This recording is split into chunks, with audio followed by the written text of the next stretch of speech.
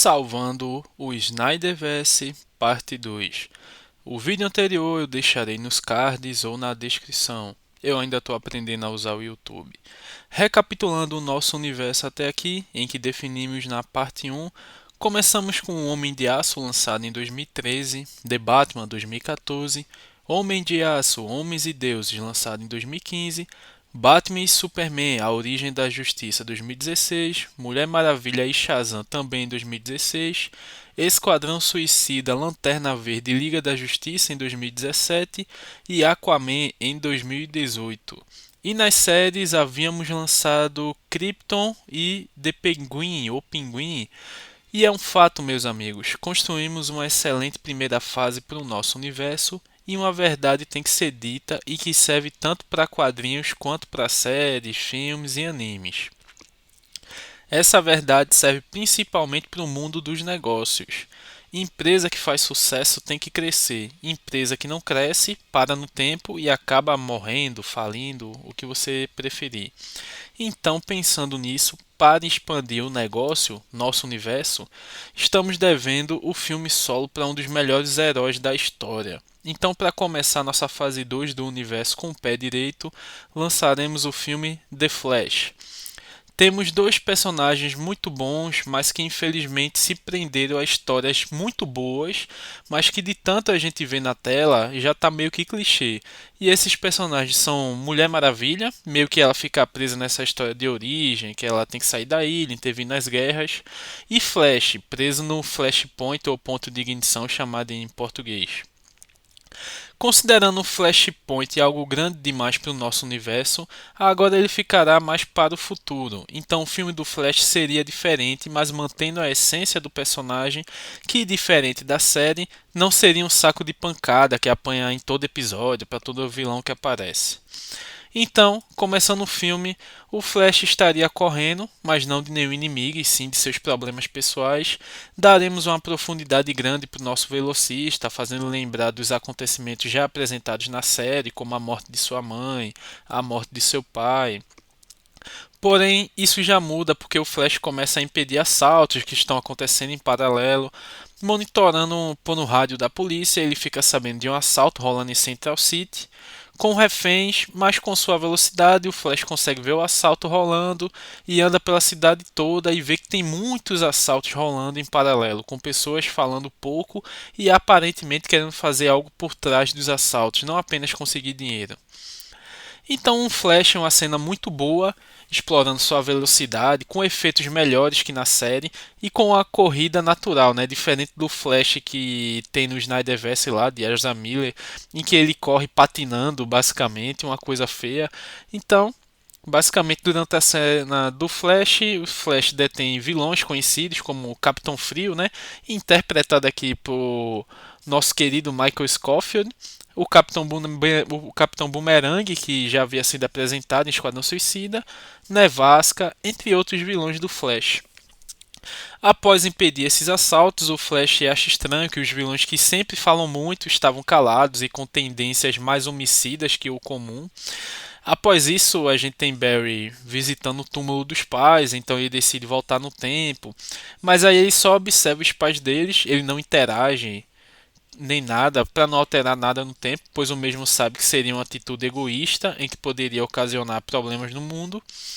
E aí ele volta para o presente e pelo rádio vê que está tendo um interrogatório clandestino, né, onde os policiais tentam forçar um vilão do Flash a falar e o mesmo está nem aí, mas o Flash entra, pede para todos os policiais saírem e pergunta se esse vilão específico parou de tomar os remédios e tem o mesmo diálogo que vemos na animação da Liga da Justiça, que foi Absolute Cinema. E aqui a gente vê que o Flash se parece muito com Homem-Aranha, né? Que ele tem bom coração e ele não só dete os vilões, mas tem um cuidado grande na recuperação deles. Então o vilão fala que de fato não lembra o que houve, que estava tomando os remédios, mas de repente estava ali. Então o Flash, raciocinando rapidamente, entende que o que está de errado na cidade tem a ver com o telepata mais poderoso, o Gorilla Grodd. Sem saber como localizar o gorila, que é Muito astuto, temos o Flash fazendo uma cena incrível e que ele percorre quase todo mundo, mostrando que de fato é o mais rápido vivo, e ele não encontra o gorila em lugar nenhum. Em paralelo, mostra o gorila botando seu plano em ação e nos é apresentado outro vilão, Vendel Savage, que está em uma nave com tecnologia muito avançada e está dando apoio ao vilão, e é mostrado que com sua fortuna e homens libertou os inimigos do Flash. E aí a gente tem a continuação, né? Temos um segundo ato, podemos dizer assim, que é a escalada da ameaça, enquanto Barry investiga os vilões libertados, descobre que não é só Grodd controlando mentes. Vander Savage está financiando e organizando algo maior.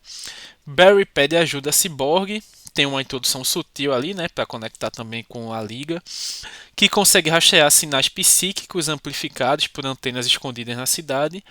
Eles entendem que Grodd está criando uma rede telepática global e, se ativada, ele poderia manipular qualquer mente humana.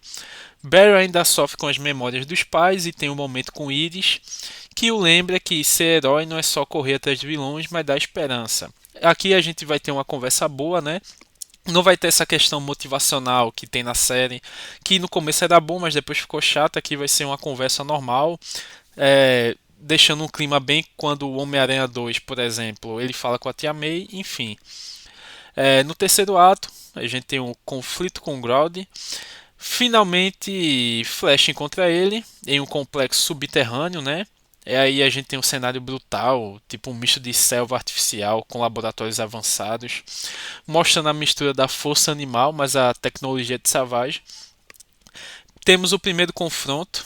Grodd derruba Barry mentalmente, fazendo reviver repetidamente a morte da mãe e do pai. Barry quase sucumbe, mas lembra das palavras do pai, né, para não deixar o passado prender ele. E aí ele consegue usar a força de aceleração para resistir ao controle mental.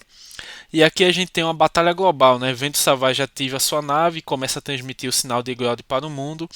Barry corre pelo planeta inteiro, destruindo as antenas em pontos chaves, como China, Brasil, França. E aqui é uma cena épica mostrando o Flash como um herói global, que, na verdade, todos os membros basicamente da Liga são. Eles não atendem a um governo específico. E, no meio disso tudo, Grodd ataca mentalmente de novo. A luta final acontece dentro da mente de Barry, um duelo psicológico surreal, com o Grodd tentando convencê-lo que pode trazer sua mãe de volta.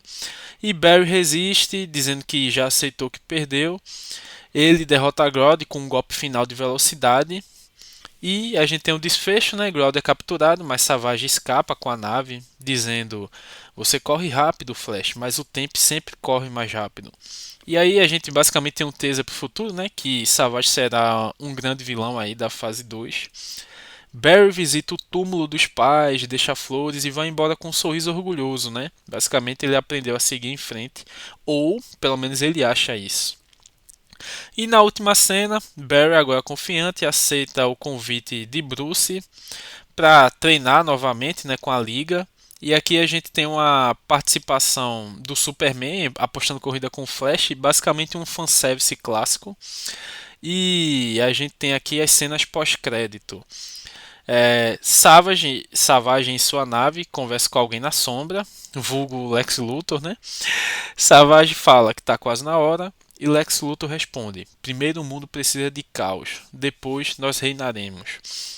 E com isso o filme do Flash fecha com um arco pessoal, tem uma introdução épica de vilões do Flash, não cai no clichê do Flashpoint, valoriza o herói, expande o universo e ainda introduz um grande vilão da Liga, né, que é o Vendel Savage. Continuando o nosso universo em 2018, teríamos The Batman Parte 2. E aqui teríamos a continuação do Homem-Morcego, que foi introduzido jovem e que agora está bem mais experiente. Como relatado no primeiro The Batman, ele só atuava como Batman há 2 anos, e após o primeiro filme, ele cresceu muito como pessoa e como herói, passando pelos eventos de Batman e Superman e Liga da Justiça. O morcego continua na luta contra o crime e com a morte de Falcone e The Batman, quem agora está comandando o crime é o Máscara Negra. E aqui o filme já começa com cenas de ações frenéticas envolvendo o Homem-Morcego e o Comissário Gordon. Máscara Negra é um vilão que tem sua localização desconhecida pela polícia, até porque, como na vida real, Gotham tem muita polícia corrupta e o jeito que ele estava comandando tudo é semelhante ao que ocorreu no cartel de Medellín chefiado por Pablo Escobar, com muito suborno, ameaças e só esse tipo de coisa. Enquanto Gordon conseguiu a localização e passou para o Batman ir no local, o Máscara Negra mandou seu braço direito, Victor Zsasz, e Victor Zsasz, chegando na delegacia com seus homens, simplesmente manda todos os policiais saírem, que ele só queria matar o comissário Gordon. Mesmo em maior número que os bandidos, os policiais começam a sair, ficando apenas Gordon e mais 3 policiais honestos, né? Já que todo mundo tem medo do Máscara Negra e sem contar também que a corrupção ali na polícia é algo surreal. E aqui a gente tem uma cena de tiroteio muito boa e muito bem feita, né? Diferente da que estamos acostumados, que são bem genéricas. E em paralelo, a gente vê o Batman encontrando o que ele pensava ser o Máscara Negra, mas é o Cara de Barro, que tem uma luta contra o Batman, quase o matando, mas o morcegão usa solventes químicos para dissipar o corpo do Cara de Barro. E após isso ele percebe que está sob a mira de uma arma e consegue proteger seu rosto com seu braço da armadura, enquanto recebe tiros de um fuzil de longo alcance do pistoleiro. Com o impacto dos tiros, ele cai no chão, mas logo se levanta, usa sua bate-corda para chegar onde o pistoleiro está, onde tem várias armadilhas em que o Batman tem que desviar e desarmar até chegar no pistoleiro. E os dois ali têm uma luta interessante, lutando com as mãos nuas e usando a armadura para se defender dos tiros. Após derrotar o vilão e seguir para algemá-lo, o Batman recebe um tiro sônico da arma de outro vilão, o Sanguinário. Sanguinário zomba do pistoleiro porque as suas características são bem parecidas, com a exceção do combate corpo a corpo, que o Sanguinário é bem superior. Enquanto o Batman luta com o Sanguinário numa batalha envolvendo inteligência, tecnologia e velocidade, o pistoleiro, que não é besta nem nada, desce do prédio, monta em sua moto e vai embora. Após alguns minutos de uma boa luta, o Batman consegue nocautear o Sanguinário e é surpreendido por um chicote em que o derruba. E aqui a gente vê novamente a Mulher Gato, que coloca o salto em cima do peito do Batman, zomba dele daquele jeito dela, mas logo o levanta. E ela conta que recebeu dinheiro do Máscara Negra e que o mesmo está contratando os melhores assassinos de aluguéis para proteger ele do morcego. E fala que enquanto o Batman está lá, ele mandou o Victor e mais homens matarem o Gordon. Batman pergunta o que a Mulher Gato vai fazer. Ela responde dizendo que vai fazer o que faz de melhor, pegar o dinheiro e cair fora. Sem tempo para mais conversa, Batman desiste de ir atrás do Máscara Negra para tentar salvar Gordon, que está do outro lado da cidade num tiroteio contra outros homens, muito melhores armados. Os homens que ficaram do lado de Gordon acabam sendo mortos e Gordon foi baleado no ombro, mas antes de ser morto, Batman chega, apaga todas as luzes e tem uma luta brutal contra os mercenários. Enquanto Victor Zsasz, que não é besta nem nada, fugiu rapidamente porque ele não é trouxa de peitar o morcegão. Após salvar Gordon, Batman lamenta não ter chegado a tempo de salvar os outros policiais, voltando para a Batcaverna ao som da música de Nirvana, que pelo jeito ficou marcado nessa versão. Chegando na Batcaverna, ele conversa com Alfred e o mesmo o alerta que ele está muito ausente da vida de Bruce Wayne. Então, no outro dia, Bruce decide aparecer em público. Aceita um encontro com a jornalista para ir a um circo, mas como todo famoso que não pode fazer nada, todo mundo fica sabendo. Inclusive o Máscara Negra, que manda o Victor Zsasz disfarçado até o circo para matar o Bruce, até porque com o homicídio de um famoso que não tem nada a ver e não demonstra questões políticas, até porque o Bruce quase não aparece e tem fama de imbecil mulherengo, desviaria um pouco da atenção da mídia, do tráfico, para a morte do príncipe de Gotham. Ao chegar lá, Bruce começa a ver a apresentação dos Graysons voadores, onde nos é apresentado nosso querido Dick Grayson. Então, Victor Zsasz chega lá, ao local, atrás de Bruce, que logo percebe a situação e se esconde para usar seu aparelho e chamar o Batmóvel com seus equipamentos de Batman. E enquanto o Bruce não é encontrado, o psicopata, do jeito que é, o Victor decide matar as pessoas e começa a matar com sua clássica navalha a família do Dick, que tenta fazer algo, mas logo leva uma surra. E aí o Batman aparece, derrota os capangas e o Victor consegue fugir mais uma vez sem ninguém pelo Dick. O Bruce decide adotar ele e por sentir culpa também por não poder fazer nada como Bruce, né, contra vários capangas armados. Seguindo a história, como já vimos em Batman Eternamente, o Dick está morrendo de ódio, consegue descobrir os esconderijos e ver que o Bruce é o Batman. E como toda pessoa querendo vingança, pega o Batmóvel, que é bem fácil de dirigir, e vai andando por Gotham como todo vingativo, não pensa direito. E até porque ele é só um adolescente, barra jovem, sai perguntando às garotas noturnas, né, que enfim, vocês sabem com que elas trabalham. E aí aparecem os bandidos, mas o Batman salva ele, dá um sermão, conversa sobre vingança, aquilo tudo. Dick fala que quer se vingar e vai fazer isso com ou sem ajuda. Então Batman começa a treinar ele, querendo que o Dick vire algo diferente dele. Então temos boas cenas de treinamento. Dick, por crescer no circo, é muito bom em acrobacias e pega alguns golpes rápidos e vai muito bem nos treinamentos. Batman é contratado por Gordon pelo Bate-Sinal. Gordon revela a nova localização do Máscara Negra e ele conversa com Robin, fala que vai levá-lo com ele e fala que confia que ele vai tomar a decisão certa. Então Robin, portando o mesmo traje da série dos Titãs, vai com Batman no bate-helicóptero e os dois vão juntos para o prédio do Máscara Negra. Batman usa seus óculos que detectam o calor no prédio e já calcula que Victor está em um andar com poucos agentes. Robin salta do helicóptero e tem uma boa luta com os agentes e vence Victor Zsasz. Lembrando da sua família morta e a vontade dele é de matar, ele até chora com isso, mas consegue se segurar e entregar Victor para a polícia. Em paralelo, Batman subiu para o último andar para lutar com Máscara Negra, onde estranhou que o mesmo estava sozinho com um monte de corpos no chão. E o Batman, quando chega perto do Máscara Negra, é surpreendido com estrelas ninja jogadas e depois com tiros. Máscara Negra, zombando do Batman, sai correndo e fala que finalmente achou alguém para matar o morcego.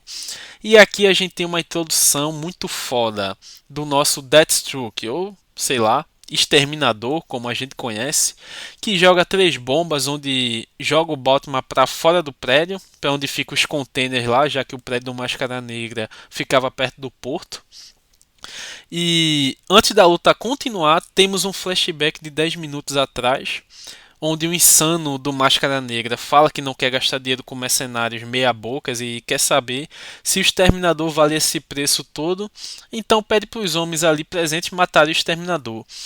E ele se prova numa cena brutal, matando todos os mercenários presentes ali, e assim mostra o porquê de ter tantos corpos no chão quando o Batman vai confrontar o Máscara Negra. Retomando ao presente, o Batman e o Exterminador estão cara a cara e começam uma luta brutal e muito bem coreografada.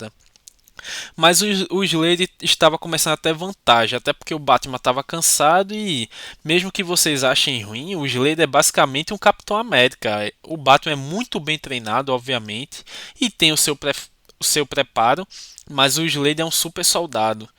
Porém, durante a luta, o Gordon dá uns tiros lá no Slade, em sua armadura, que faz com que ele se distraia e o Batman usa seus batarangues elétricos e os de bombas que manda o Slade para o oceano do porto de Gotham e Batman usa a Batcorda, volta para o Bate-Helicóptero, abate o carro do Máscara Negra e entrega para Gordon, que o prende junto com seu comparsa Victor Zsasz.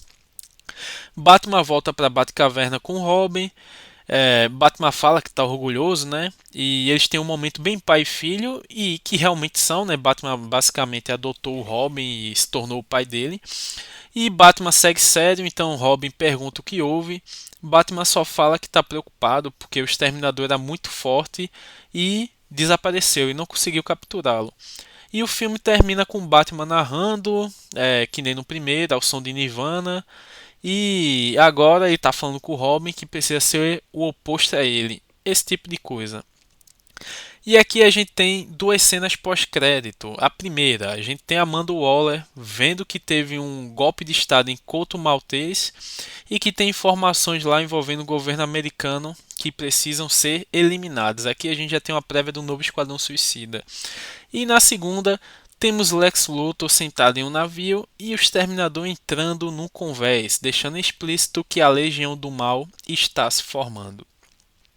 Finalizando nosso ano de 2018, teríamos a segunda temporada de Krypton, mostrando os últimos dias de fato, né, mostrando como o Zod já era um filho da mãe antes mesmo do golpe que ele deu. Só que no final, ao invés de vermos toda aquela cena inicial de Homem de Aço, ficaríamos após o envio de Clark e o envio de uma jovem também da família El, filha de Zor-El, chamada Kara, nossa Supergirl. Continuando o nosso universo em 2019, teríamos o lançamento da série Monstro do Pântano, onde mostraria a origem do monstro, manteria a qualidade absurda que foi apresentada na série e já no cinema teríamos o lançamento de outro da maior heroína de todas, Mulher Maravilha, Paraíso Perdido. Mulher Maravilha está no mundo dos homens, mas sente falta da família que deixou na Ilha das Amazonas. Então, ela tenta entrar em contato com sua mãe para cancelar o banimento dela, mas a mãe não responde a nenhum de seus sinais. Então, um sujeito misterioso chamado Félix Fausto a confronta, chantageando ela, mostrando uma estátua de sua mãe, e logo transforma ela em humana e depois transforma ela em pedra de novo. Quando Mulher Maravilha toma ela pela fúria, vai para cima dele, ele fala que se morrer, a mãe dela e todas as Amazonas continuariam como pedra. Mulher Maravilha então começa a obedecê-lo e realizar as tarefas, meio que referenciando as tarefas de Hércules, até para também manter uma conexão mais forte com o lado da mitologia grega, no lado que prevalece no universo DC, enquanto que na Marvel o que prevalece é a mitologia nórdica. Realizando as tarefas, enfrentando monstros mitológicos em museus e lugares da antiga Grécia e outros pontos históricos explorados pelo mundo, com bastante ação e aventura até que finaliza as tarefas, pegando fragmentos de alguma coisa que se completa. Diana vai até a Ilha das Amazonas e entrega os fragmentos a Fausto, que transforma sua mãe em humana, e enquanto Diana fala com sua mãe, Fausto monta aqueles fragmentos e liberta Hades, que vê sua antiga amada. Isso mesmo, é revelado que a mãe de Diana já foi namorada do Hades. E ele logo se enfurece, porque lembra da guerra que teve contra as Amazonas e que a mãe de Diana foi a rainha que o aprisionou numa espécie de amor doentio ele tem. Ele ainda quer pegar ela de volta para ele. Félix entra no meio apenas para pedir o que Hades o havia prometido. Hades então falou o seguinte: bem lembrado, Félix. Conhecimento supremo. Dor e sofrimento é tudo que homens precisam. Então, com seu poder tocando na testa de Félix Fausto, ele o transforma em um quase zumbi esquelético. E o mesmo, de fato, grita de dor e cai no chão. Hades se surpreende com Mulher Maravilha e a pergunta se é a matadora de deuses. Hades, com seu poder, levanta um exército de mortos para lutar contra a Mulher Maravilha e sua mãe. E aqui temos uma bela cena de ação em que Mulher Maravilha luta contra o exército de mortos junto de sua mãe, e aqui a direção faria diferente, com uma trilha sonora marcante e uma batalha nível Game of Thrones, realmente para ver o nível da qualidade absurda.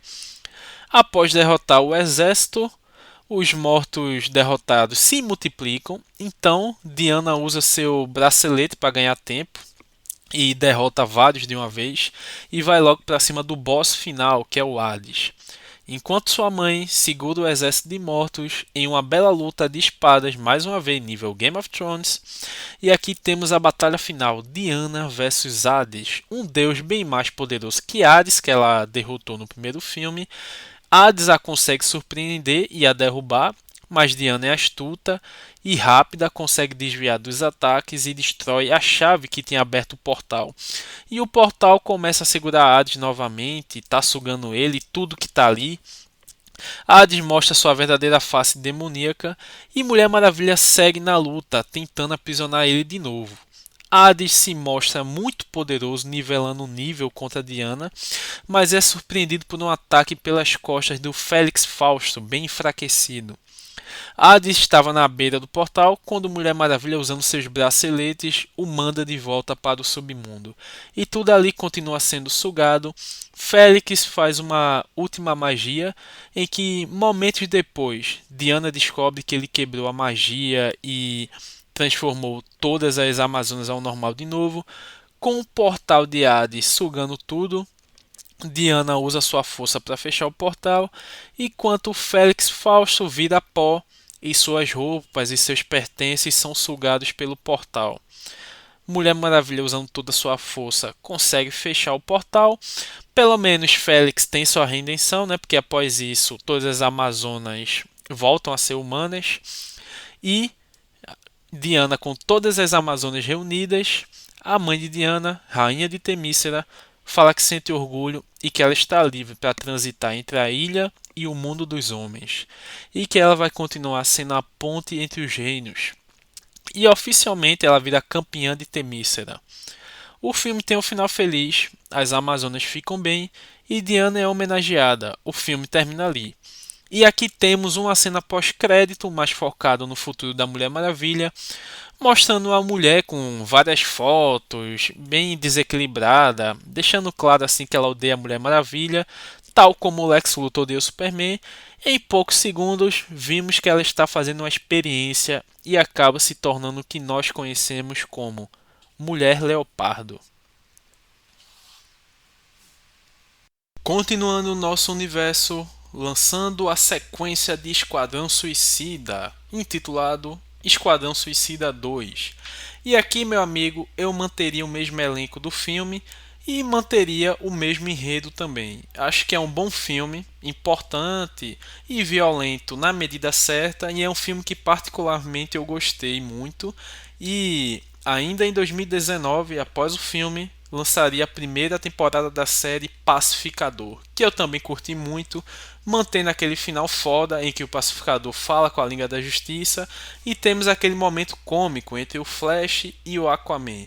Acho que aquilo foi muito bom e a série em si é muito boa. Ainda em 2019 lançaríamos Shazam, A Fúria dos Deuses. E aqui eu literalmente mudaria o filme por completo. Enquanto o primeiro, mesmo sendo bem básico para mim, ele tem alma, é um bom filme, ele tem um humor na medida certa e é um bom filme de fato para se assistir. Você tem uma sensação boa vendo. Já o segundo para mim é horrível. Então eu manteria apenas o nome.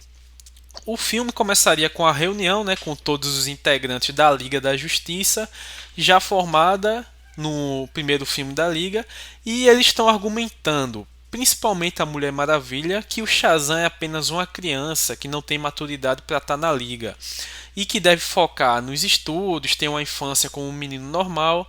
Superman concorda e fala que é muito perigoso, mesmo ele sendo muito poderoso e tendo controle dos seus poderes, ele ainda não tem maturidade para estar na liga. Shazam fica triste, mas logo é reconfortado por Flash, que diz que ele não foi proibido de atuar como herói, então o foco dele deve ser ajudar as pessoas na cidade onde ele reside e tentar ter uma infância normal, e que ele vai agradecer depois essa decisão da liga. Mesmo assim, Shazam vai embora, triste, até porque, mesmo pelos bons motivos, quem não ficaria triste? Chegando em casa, tem uma boa conversa com seu irmão Fred, volta para a escola. Temos boas cenas na escola com um tom bem gostoso de se assistir. Em paralelo, é mostrado que está ocorrendo escavações na antiga cidade de Kandak, financiada, obviamente, pela LexCorp e pelo Vendel Savage, que é o homem mais velho da Terra e que sabe onde o Adão Negro está enterrado. E eles acham onde o Adão Negro está, que logo começa a destruir tudo e todos, fazendo um caos grande. E aí temos a aparição de outra equipe de heróis, só que essa é financiada pelo governo para também competir na mídia com a Liga da Justiça, composta por Senhor Destino, Esmaga Átomos, Ciclone, Gavião Negro e Senhor Incrível. A equipe com modificações, mas formada também para ir examinar o local onde teve o genocídio causado pelo Adão Negro, chega e é recebido por um exército de mercenários. E aqui temos uma bela cena de ação para exibir as habilidades da nova equipe de heróis apresentadas no universo. Em paralelo, temos o Adão Negro entrando no mundo místico, confrontando o mago e o espírito daqueles que o aprisionaram, mas nenhum revela a localização do campeão, que agora é o Billy Batson. Porém, ele é contatado por Dr. Sylvania e Sr. Cérebro, sim, aquela lava lá que aparece no pós-crédito de Shazam 1. E aqui eles revelam a localização em troca da liberdade e oferecem ajuda para deter o Shazam, mas aqui o Adão Negro humilha eles totalmente e ameaça. Fala que eles não passam de baratas e vai embora atrás do Shazam, onde ele começa a destruir a cidade. E aqui temos o primeiro embate entre os campeões do Mago. Temos uma boa luta entre os dois, explorando os poderes de ambos, que são basicamente os mesmos, e aqui temos boas cenas de Billy usando a velocidade de Mercúrio, o raio de Zeus, a inteligência de Salomão, que é mais refletida em estratégia em batalhas, enquanto o Adão Negro usa poderes de Anubis e outros deuses egípcios. De qualquer forma, o Adão Negro consegue vencer o Billy, mas antes do Adão Negro tomar os poderes do Billy, é detido pela nossa equipe apresentada anteriormente, conhecida como Sociedade da Justiça. E aqui a gente tem uma boa luta semelhante ao que ocorre no filme do Adão Negro, boas coreografias, mas o Adão Negro leva vantagem. Porém, o seu destino fala que precisam selar ele de novo em Kahndaq e usa magias, cria portais e gasta uma quantidade boa de energia. Aqui eu colocaria o mesmo ator lá. Ele é um ator famoso, mas ele só queria participar de um filme, então aqui também só participaria de um filme, porque teríamos a despedida desse Senhor Destino aqui, que já era um idoso, conseguindo controlar a magia e no fim, com muita luta envolvendo Shazam e a Sociedade da Justiça, e o último ato envolvendo o seu destino, eles conseguem selar o Adão Negro, o Shazam dá o golpe final, o seu destino com o selo místico e que também serve para desenvolver mais o lado místico da DC, né? Consegue selar o Adão Negro e morre. O Elmo faz o que faz, né? Depois que o portador meio que morre, ele some no mundo. E aí a gente volta para Billy, que tem uma conversa com a Sociedade da Justiça, conversa com Fred, contando tudo o que aconteceu. E Fred fala que o Billy pode ter mais poderes, como o Adão Negro. Então o filme termina num tom leve e suave, que é a cara de Shazam, com Fred e o Billy se testando, como no primeiro filme, numa cena com um bom humor, sem ser forçado. E aqui temos duas cenas pós-crédito. A primeira, a Sociedade da Justiça oferecendo uma vaga para o Shazam. E a segunda é o elmo do Senhor Destino sendo encontrado por um homem que até então não foi apresentado, é só uma silhueta. Após os filmes lançados no final de 2019, temos o lançamento de Liga da Justiça 2, intitulada como Liga da Justiça, a Legião do Mal. O filme começa com Batman achando um local que está sendo roubado por uma gangue. Nessa gangue tem os meta-humanos que possuem alguns poderes como super força, raios lasers e um poder bom de destruição.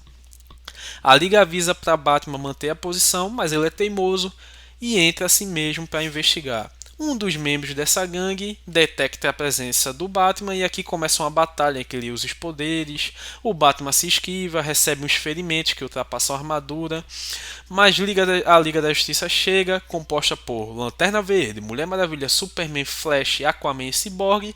Após cada um pegar um adversário e vencer a luta e prender os sujeitos, Cyborg fala que a tecnologia está muito avançada, os vilões são interrogados, a Mulher Maravilha usa o laço da verdade, mas eles realmente não sabem a origem.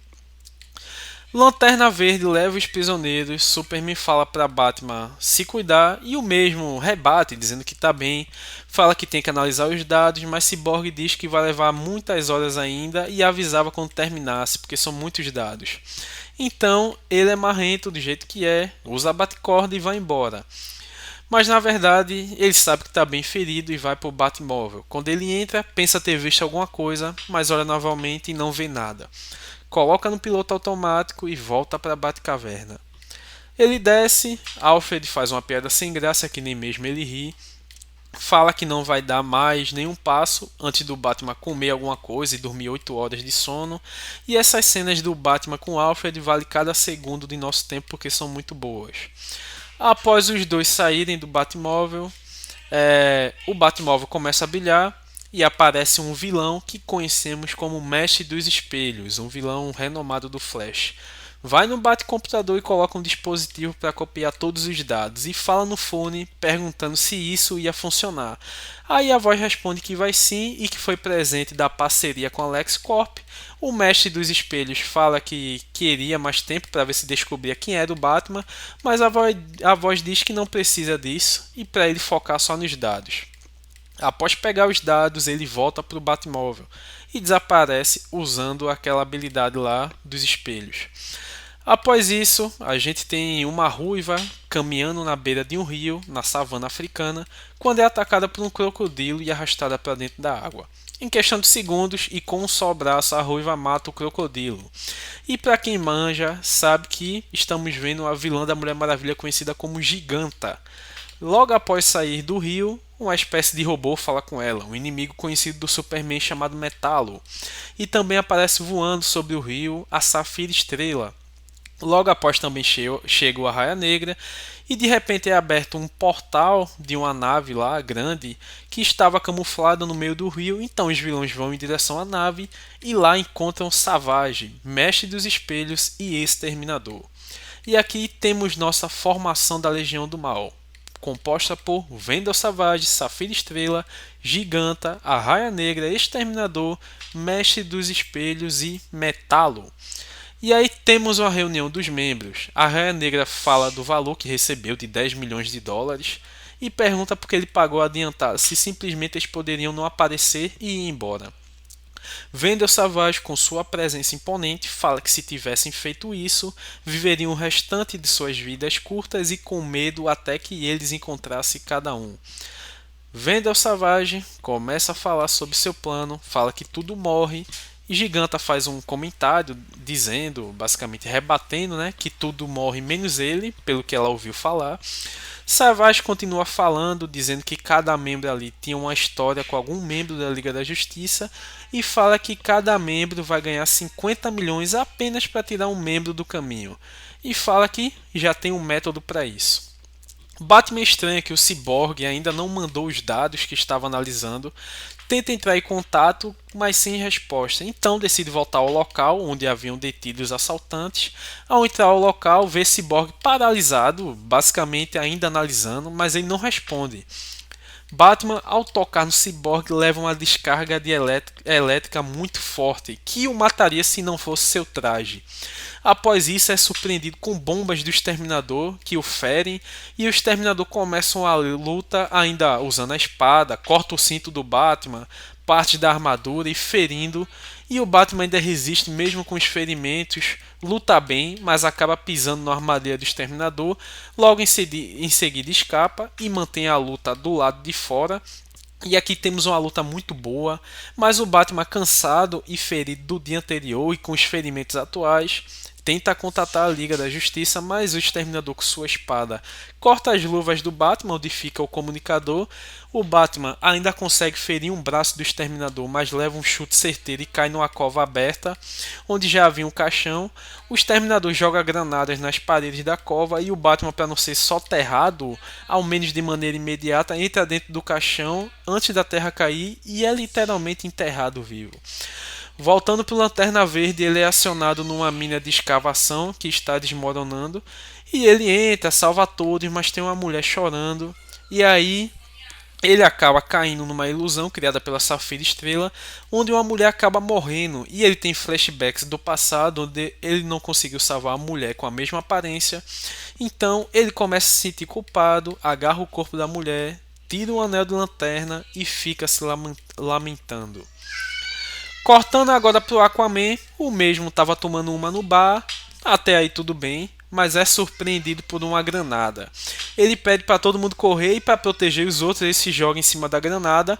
A explosão faz ele ser jogado para fora do bar e o Arraia Negra começa a atacar Aquaman e ele tem uma boa luta com ele, mas o Arraia Negra consegue cortar ele com uma faca. O Aquaman em seguida acerta um golpe nele e o joga para longe.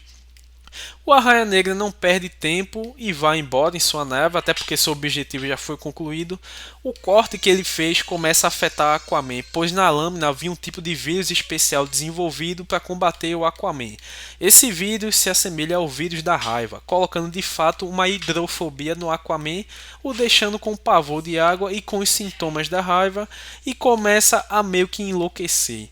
O Arraia Negra calculou o tempo do efeito, então ele volta só para soltar uma bomba no pé do Aquaman que o joga dentro da água.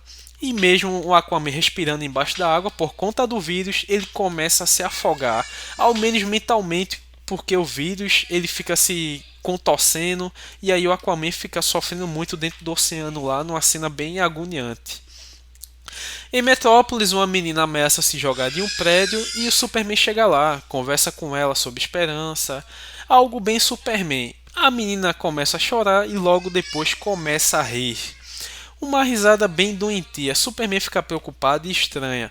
Logo em seguida, a menina se transforma em Metalo, que dá um tiro no Superman e o Superman cai do prédio e a bala pega no peito dele, né? Que ele tenta correr e voar, mas fica muito fraco, porque a Kryptonita não era uma Kryptonita normal. Estava mais forte que o comum, porque era uma Kryptonita artificial. O dia amanhece, o Superman tenta seguir o Sol para ver se consegue se regenerar ou tentar fazer alguma coisa, mas cada raio de Sol que bate no Superman o machuca gravemente ao invés de ajudar.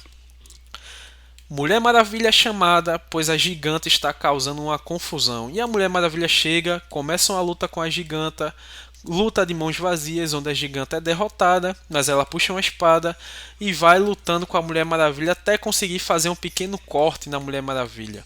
A Mulher Maravilha estranha, já que a lâmina pareceu que aumentou de tamanho do nada, e beleza.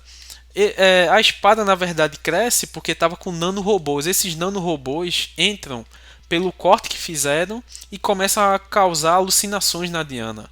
A Mulher Maravilha passa a ver todos ao seu redor como a giganta, ou seja, qualquer pessoa que se aproxime parece ser a inimiga mortal dela. O efeito disso, a Diana luta sem parar, até a exaustão, porque seu código de honra não permite recuar. Isso levaria a Mulher Maravilha a literalmente lutar até morrer de fadiga ou colapso cardíaco.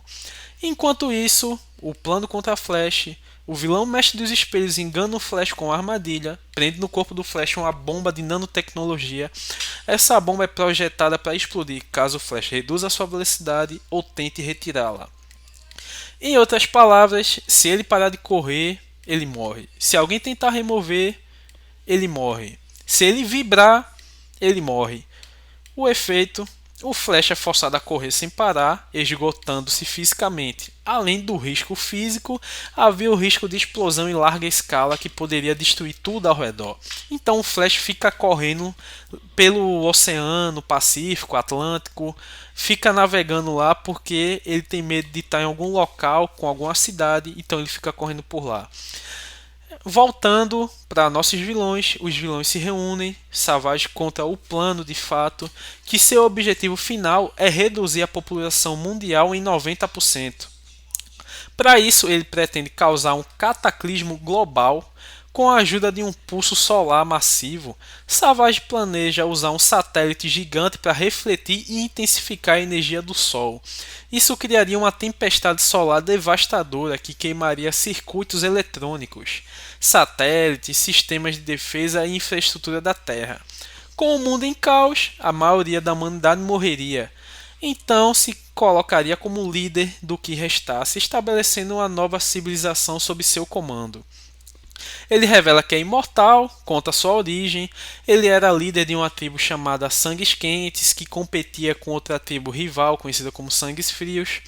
Numa noite, Wanda Savage foi exposto à radiação de um meteoro misterioso que caiu na Terra.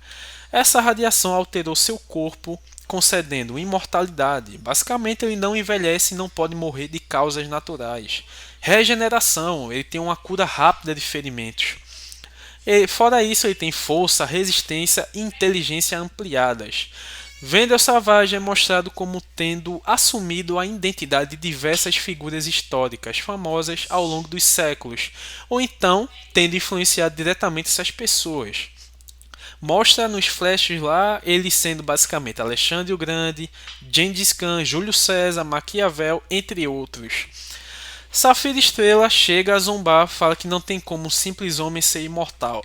O Savage pede para ela testar, então simplesmente com seu poder ela corta a garganta dele e ele cai no chão. Segundos depois, ele levanta e dá um golpe no rosto da Safira Estrela e continua falando do seu plano. E começa a botar em prática. Enquanto isso, o Batman tira seu batarangue do peito, já que perdeu todos os seus itens na luta contra o Exterminador, e começa a usá-lo para quebrar o caixão. Cada golpe que ele dá, como ele está com as mãos nuas, começa a sangrar porque o batarangue é muito afiado. Ele consegue quebrar o caixão e sair de dentro da terra, e com esse batarangue ele consegue jogar onde está a caixa que o Cyborg estava analisando e libertar o Cyborg daquela prisão mental cibernética. Um bom detalhe, porque vimos que Savage já tinha um plano para neutralizar Cyborg antes mesmo de invadir a Batcaverna, e o Cyborg livre consegue entrar no canal da Liga, onde só o Flash responde. Fala que está correndo, e o Batman reconhece logo o que houve com o Flash e rapidamente já entende a situação. Então ele vê as notícias também pelo rádio e estão noticiando o que está vendo com os membros da Liga e logo eles se dividem. O Batman passa a orientação de como o Flash se livrar da bomba, que é vibrando perto de um iceberg, assim a bomba fica lá no gelo e explode, e o Flash vai atrás do Superman, que usa seu poder de vibrar para tirar aquela bala de kryptonita do Superman, que logo após isso vai para o Sol para tentar recuperar as energias. O Batman vai atrás do Aquaman no Batmóvel, já fazendo um antídoto do veneno, e o Cyborg vai atrás da Mulher Maravilha, que chegando lá começa a apanhar. Mulher Maravilha chega até a arrancar um braço robótico dele, mas ele consegue eliminar os nanos robôs dela. O Lanterna Verde escuta a rádio da Liga, que por coincidência e recobra a consciência de fato e vê que o passado está no passado, coloca o anel e sai da mina. Um bom ponto, que é o único que conseguiu sair sozinho, entre aspas, da situação. O confronto final, a Liga se reúne e parte para deter Savage no espaço. Cada herói enfrenta novamente os vilões, só que agora unidos. Essa é a diferença de uma equipe treinada e uma equipe não treinada, porque a Liga da Justiça faz treinos constantes na Torre da Liga, por exemplo, e o outro time não era treinado, só estava lá reunido. Então, como eu tinha dito, cada herói enfrenta novamente os vilões, só que agora unidos, um ajudando o outro, conseguem derrotar os vilões com certa facilidade, apesar de seus ferimentos. Savage ativa o satélite e começa a liberar a tempestade solar. A Liga destrói o satélite e impede o apocalipse, né? Savage sobrevive, até porque ele é imortal, mas é derrotado e preso. E aqui temos a revelação sobre Batman. Após a vitória, a Liga descobre que os planos usados contra eles eram protocolos criados pelo próprio Batman. A intenção de Bruce era ter formas de neutralizar cada colega, caso algum se corrompesse ou saísse do controle. Os heróis ficam chocados, mas entendem o ponto de vista dele. O Batman responde friamente: se vocês não conseguem aceitar isso, então não deveriam confiar em mim. O que eu fiz não foi apenas certo, foi necessário. Claro, obviamente, né, a confiança fica abalada, mas todos reconhecem que o mundo precisa do Batman.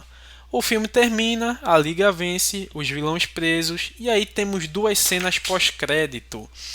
A primeira é Lex Luthor vendo a prisão de todos os membros da Legião do Mal, em que basicamente ele recrutou e financiou boa parte. Conversando com o Android, que revela ser o verdadeiro Metalo, aquele que voltou para o satélite, a nave de Savage era um clone, com o coração de Kryptonita, né? Mostrado lá na conversa com Lex Luthor. Porém, ele está na forma humana, podemos dizer isso com carne e tecido vivo, falando que essa Legião do Mal, perguntando por que o Lex Luthor não estava lá na Legião, e o Lex Luthor fala que essa Legião do Mal foi só um teste beta e tem umas coisas para fazer primeiro antes de montar uma verdadeira Legião do Mal. E saindo do local, ele coloca um adesivo clássico que os americanos usam nas eleições, o famoso I voted. Em português, eu votei. E a segunda cena é uma nave caindo num Central Park de Metrópolis, causando um incêndio, e saindo das chamas temos uma mulher loira saindo. Isso mesmo, a Supergirl chegou à Terra. E assim finalizamos a segunda parte do nosso universo com Flash, lançado em 2018, Batman Parte 2, lançado em 2018, Mulher Maravilha Paraíso Perdido, Esquadrão Suicida 2 e Shazam A Fúria dos Deuses, lançados em 2019, e Liga da Justiça, a Legião do Mal, lançado em 2020. E nas séries, teríamos finalizado Krypton com a ida da Supergirl entre a nave em paralelo com Clark para a Terra, teríamos lançado a série do Monstro do Pântano e teríamos também lançado a série do Pacificador após os eventos de Esquadrão Suicida 2. E é isso, eu convido você a deixar seu like, seu dislike, deixar sua opinião, teorias, roteiros, enfim. Comentem aí embaixo o que eu posso melhorar também, se você gostou ou não, e obrigado pela atenção.